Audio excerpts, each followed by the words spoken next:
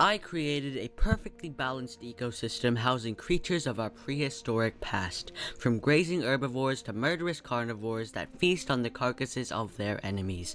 But what good are Animalia if there are no Kingdom Plantae? Producers are at the bottom of every food chain. There are lush green plants heavily sprinkled all over the earth. On this map, there are different biomes: forest, mountain, desert, redwoods, and swamps, all of which will have producers. The swamps are filled to the brim with trees and bushes, both growing in water and on land. The plants on the desert are dangerous to consume if you want the right species, the redwoods are packed with towering trunks, and the mountains are filled with pine cones of junk. But why do we have any producers if there aren't any consumers? Before we go on to hatch the giant sauropods, we need to start small. The very first creature representing the clade Dinosauria of Kingdom Animalia will be the ever-so-peaceful Homalocephali of the Pachycephalosauridae family. We released 7 of these even-headed herbivores into our ecosystem using the Automate Bay feature, and they seem to enjoy consuming the plants that are shorter in height, like the ground fruit and ground fiber.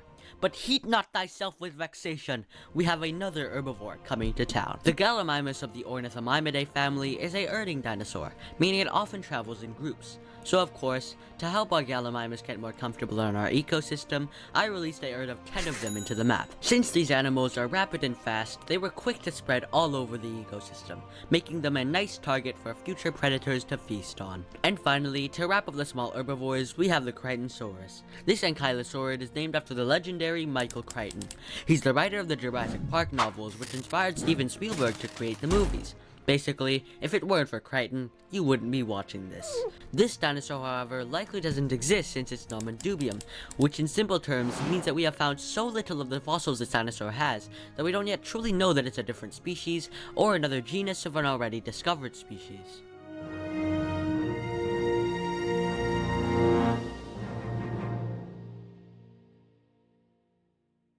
Wait, something bad's happened. One of our dinosaurs was killed by a carnivore.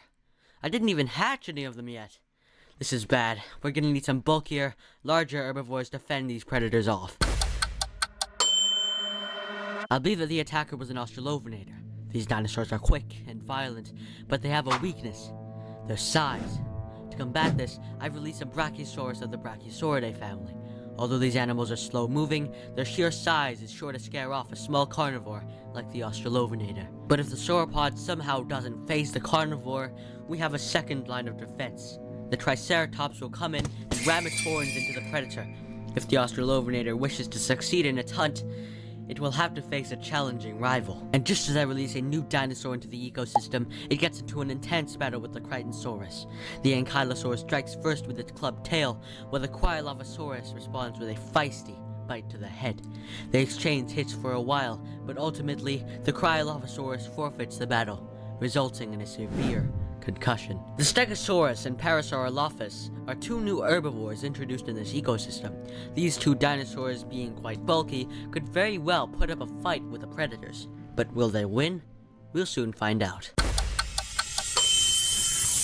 Everything might seem balanced, but you're wrong. The carnivores, although it's their job, they kill way too much.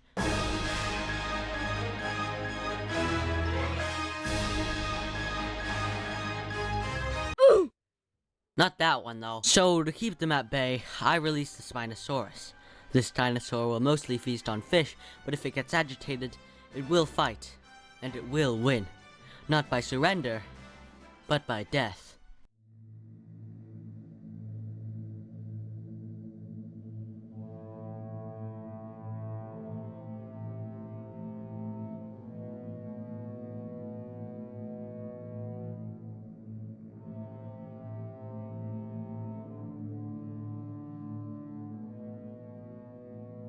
The monster we all know as the Spinosaurus is for some reason spending more time killing than eating fish. It is obvious that this is a problem, so we need to fix it. This is why I've introduced the Tyrannosaurus Rex, a dinosaur that rivals the Spino in every aspect. Although it has been known to lose against the spined reptile in the movies, it is more realistic that in real life, the Rex would dominate. Or will it? Both the Rex and the Spino were in the swamp biome. It's only a matter of time until they meet up and fight. The Rex goes in and strikes the Spino, giving her organ trauma. This short battle may have been won by the Tyrant Lizard, but it hasn't yet won the war. Round 2 starts with an intense stare down before the Tyrannosaurus goes for the neck. The Spino attempts to bite back, but misses due to a masterful dodge by the Rex. The Tyrant once again strikes for the neck and pushes the Spino to the ground. The Spino tries to bite back, but ultimately, it perishes. Now, the ecosystem is finally at perfect balance. The Spino is now dead. It can no longer kill for sport. The Rex might still be a murderous machine, but for a purpose. It's meant to consume meat. While the Spino, although it's meant to eat fish, it does not. Like, subscribe, have a great day, and see you next time.